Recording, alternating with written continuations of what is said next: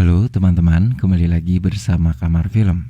Kali ini kita akan membahas sebuah film rilisan tahun 2011, di mana film ini diadaptasi dari sebuah novel dengan judul yang sama, yaitu We Need to Talk About Kevin, yang bukunya diterbitkan pada tahun 2003. Menceritakan tentang bagaimana seorang ibu yang melahirkan anaknya yang begitu ia sayang, tapi perlahan-lahan hal tersebut membuat sang ibu harus menderita karena sebuah kejadian yang begitu mengerikan. Sebelum kita masuk ke dalam pembahasan filmnya, tak bosan-bosan saya mau mengingatkan kalau ini adalah sebuah konten spoiler. Jadi untuk kalian yang memang belum menonton filmnya, alangkah lebih baik kalau kalian menonton dulu filmnya. Karena pengalaman menonton film secara utuh jauh akan lebih baik dari sekedar menonton konten alur cerita filmnya. Jadi, langsung saja kita mulai alur cerita filmnya.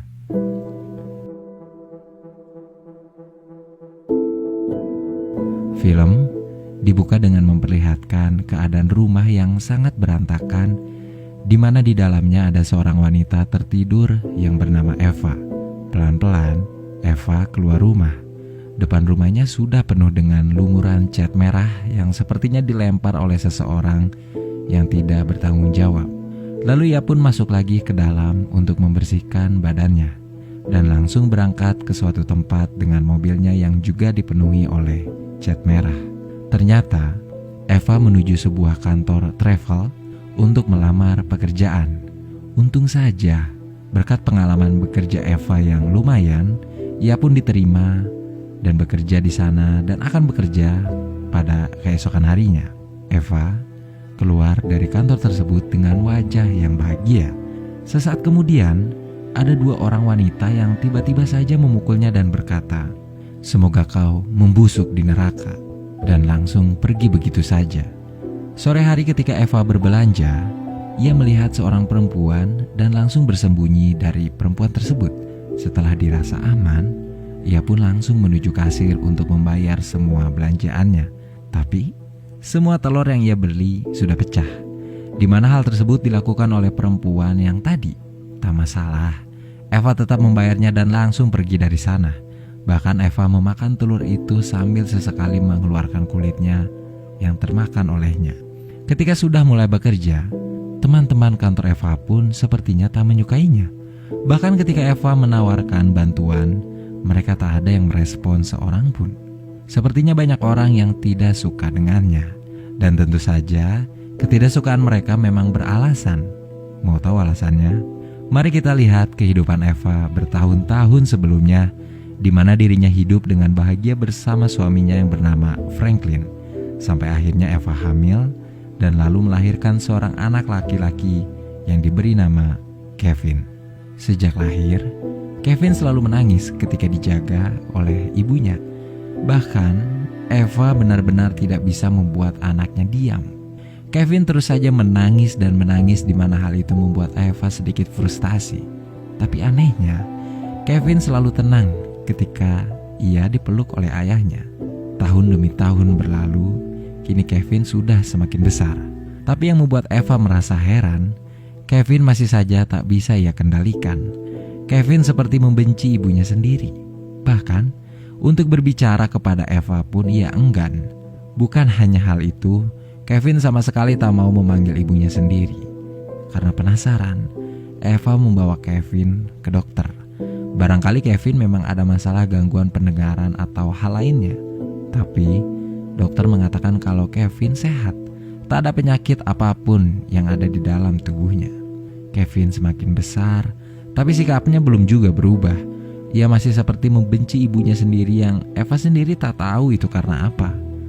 Tapi Kevin selalu akur dengan ayahnya, seperti selayaknya hubungan anak dan seorang ayah. Yang jelas, hal itu tidak terjadi kepada Eva. Kini, Eva pun coba untuk mendekor kamarnya dengan sangat rapi dan dipikirkan matang-matang. Sesaat kemudian, Kevin datang dan mengatakan kalau apa yang dibuat oleh ibunya adalah sesuatu yang sangat jelek. Lalu tak lama kemudian suara telepon berbunyi dan Eva keluar untuk mengangkatnya dan meninggalkan Kevin di sana. Saat Eva kembali ke kamarnya, betapa kagetnya dia karena kamarnya yang sudah ia dekor rapi-rapi kini diacak-acak oleh Kevin. Eva sangat kesal atas apa yang dilakukan oleh anaknya. Tapi Kevin tidak. Ia malah seperti puas melakukan hal tersebut. Eva bukanlah seorang ibu yang mudah menyerah. Ia terus berusaha merawat anaknya dengan penuh kasih sayang. Ia ajarkan anaknya untuk berhitung, tapi lagi-lagi Kevin malah merobek kertas itu. Yang sesaat kemudian Kevin sengaja buang air besar di dalam popoknya. Eva pun menggantikan Kevin dengan popok yang baru.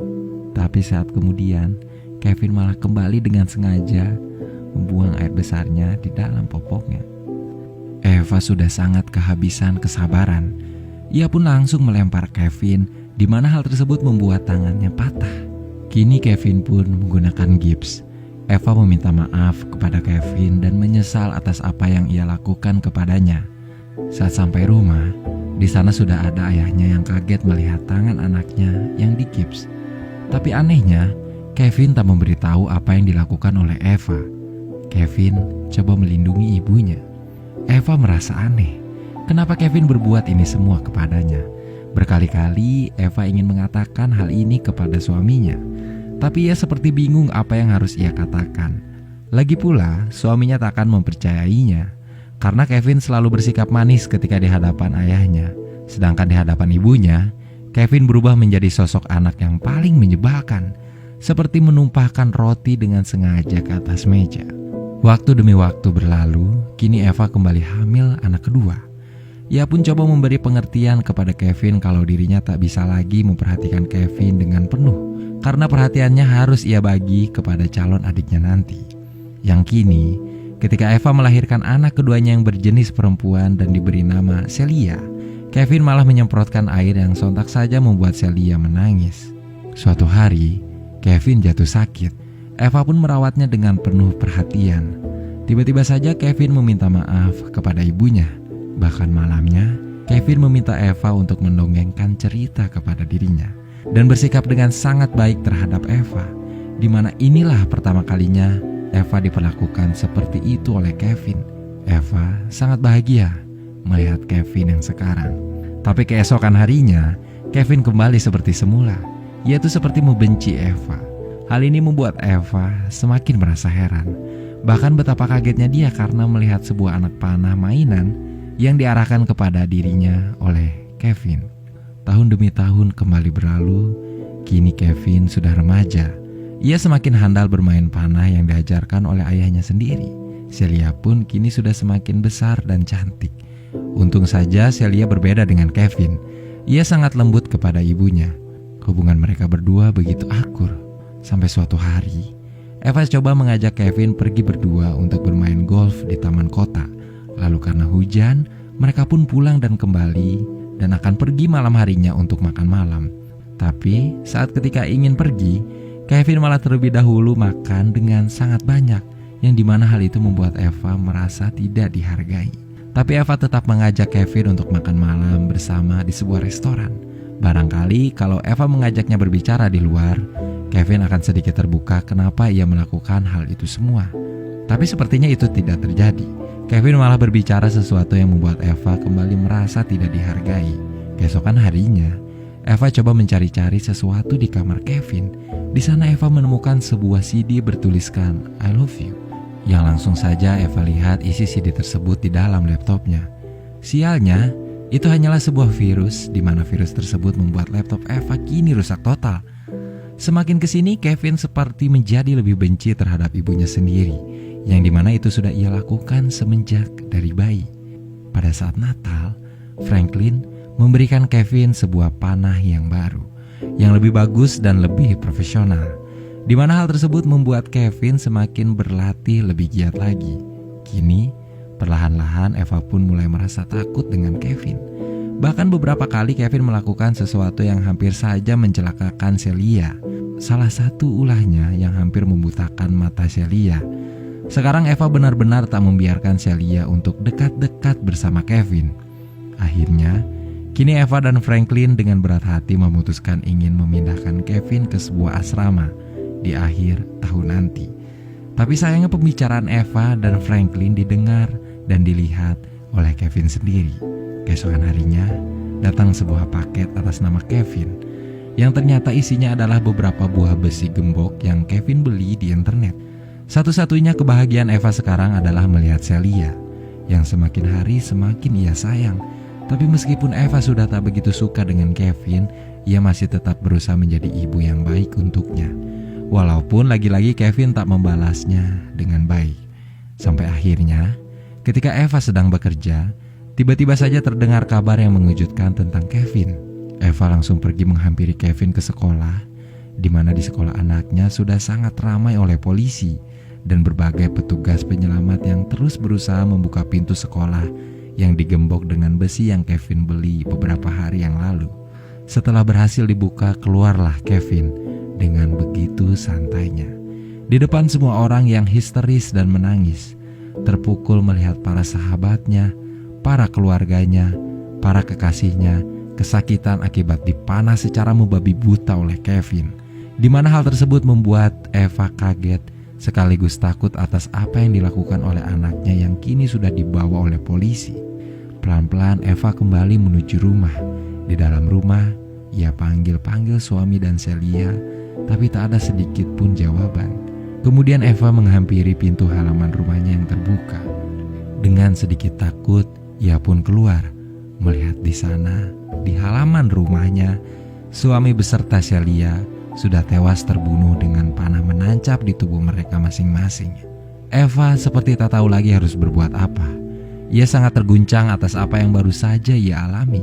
Semuanya yang ia miliki, yang ia sayangi mendadak hilang dari hidupnya. Kini, Eva hidup seorang diri di rumah sederhananya dengan pekerjaan yang tidak begitu besar upahnya, memulai kembali hidupnya dan berusaha untuk melupakan semua yang terjadi. Tapi lagi-lagi Eva bukanlah seorang ibu seperti yang kalian pikirkan. Setelah 2 tahun kejadian itu berlalu, ia kembali menjenguk Kevin di dalam penjara untuk bertanya satu hal kepada Kevin, yaitu, "Kenapa kamu lakukan ini, Kevin?" Kemudian Kevin menjawab, "Awalnya aku tahu kenapa, tapi sekarang aku sudah tidak tahu kenapa." Lalu Eva pun memeluk Kevin dan pergi meninggalkan anaknya di dalam penjara. Seseorang yang telah menghabiskan semua orang yang ia cinta. Lalu film pun selesai. We Need to Talk About Kevin adalah novel 2003 yang ditulis oleh Leonard Shriver. Dan novel ini bercerita tentang aksi pembantaian di sekolah. Ceritanya berdasarkan sudut pandang dari ibu si pembunuh, Eva, dan mendokumentasikan bagaimana dia mencoba berdamai dengan anaknya yaitu Kevin. Dan pembunuhan yang dilakukannya meskipun diceritakan dalam sudut pandang orang pertama sebagai serangkaian surat dari Eva kepada suaminya, struktur novel juga sangat menyerupai sebuah thriller. Novel ketujuh dari Shriver ini memenangkan Orange Prize pada tahun 2005. Penghargaan di Inggris untuk novel berbahasa Inggris yang ditulis penulis perempuan dari negara manapun. Pada tahun 2011 novel ini diadaptasi ke film yaitu We Need to Talk About Kevin. Film ini memanglah memiliki alur yang sangat susah untuk dicerna. Sebenarnya kita seringkali diperlihatkan alur maju mundur di dalam film tersebut. Tapi meskipun demikian, pada akhirnya kita akan mengerti sepenuhnya atas apa yang sebenarnya terjadi. Saking bagusnya film arahan Line Ramsey ini, film ini pun diganjar beberapa penghargaan penting dari berbagai festival film di belahan dunia. Tilda Swinton yang memerankan Eva pun sukses membuat karakternya terasa sangat frustasi, tapi tetap berusaha kuat karena statusnya yang ia pegang adalah seorang ibu. Juga Ezra Miller yang sangat brilian memerankan karakter Kevin, yang sangat membuat kita benci ketika menontonnya. Segitu saja teman-teman pembahasan film kita kali ini. Terima kasih untuk kalian yang menonton video ini sampai akhir, dan terima kasih juga untuk kalian yang menanti-nanti video dari Kamar Film. Sampai ketemu di pembahasan film selanjutnya. Terima kasih sekali lagi dan wassalamualaikum warahmatullahi wabarakatuh.